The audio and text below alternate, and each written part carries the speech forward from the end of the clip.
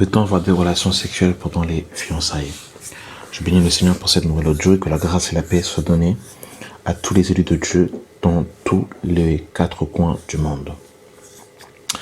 Voilà, donc nous allons prendre un récit pour pouvoir comprendre un peu et savoir qu'est-ce que la Bible dit à ce sujet par rapport aux fiançailles, parce que c'est vrai que des fois ça reste un peu flou et beaucoup de fiancés ne savent pas comment ils doivent marcher pendant cette période. Et nous voulons justement, lire les Écritures pour voir comment est-ce que nous devons nous conduire pendant pendant ce temps.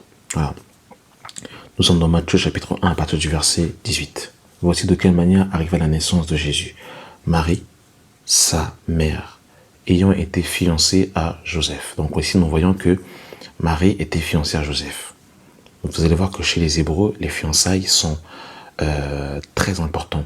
Et chez les Hébreux, donc dans la pensée de Dieu, on ne brise pas les fiançailles comme ça, parce que pour Dieu, les fiançailles, c'est quasiment comme le mariage. Alors, Marie, sa mère, ayant été fiancée à Joseph, se trouva enceinte par la vertu du Saint-Esprit, avant qu'ils eût habité ensemble. Donc ici, c'est important parce qu'on voit que Marie et Joseph, ils étaient fiancés et ils ne vivaient pas ensemble. Ça, c'est super important, c'est un détail très important. Donc, on ne peut pas vivre ensemble quand on est fiancé. Voilà, même si les deux familles se connaissent, même si tu as mangé chez ta belle famille, vice-versa, eh bien, Marie et Joseph ne vivaient pas ensemble. Voilà, donc si des fiancés vivent dans la même maison, eh bien, ils sont dans le concubinage, ils sont dans l'impudicité, ils sont dans le péché sexuel. Joseph, son époux. Donc vous voyez ici, on dit Marie étant fiancée à Joseph. Au verset 19, on nous dit Joseph, son époux. Voyez-vous, Joseph, son époux, qui était un homme de bien et qui ne voulait pas la diffamer, se proposa de rompre secrètement avec elle.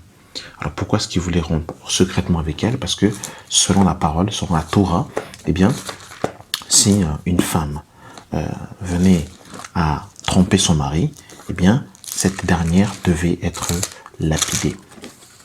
Elle devait être lapidée, selon la parole. Et pour ça, nous sommes dans Deutéronome 22, à partir du verset 22.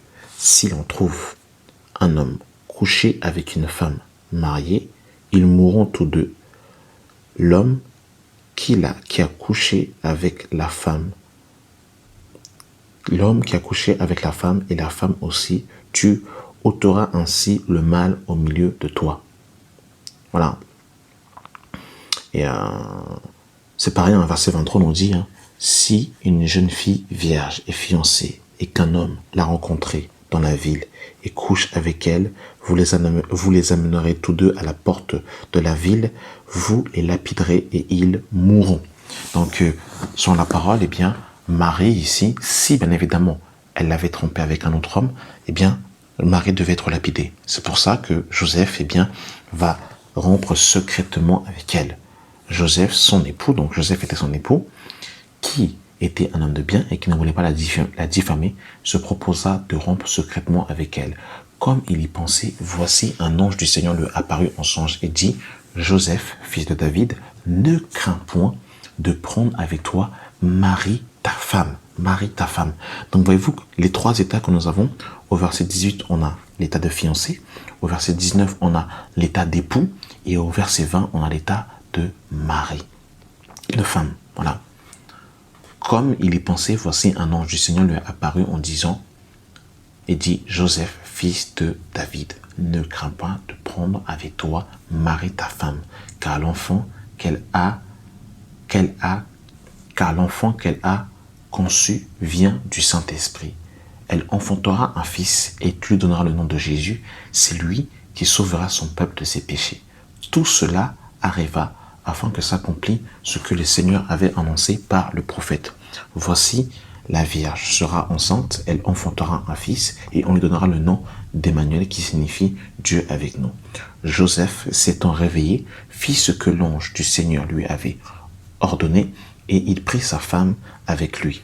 Mais il ne la connut point jusqu'à ce qu'elle eût enfanté un fils auquel il donna le nom de Jésus. Donc, voyez-vous, le verset 25 nous dit que Joseph n'a pas connu Marie.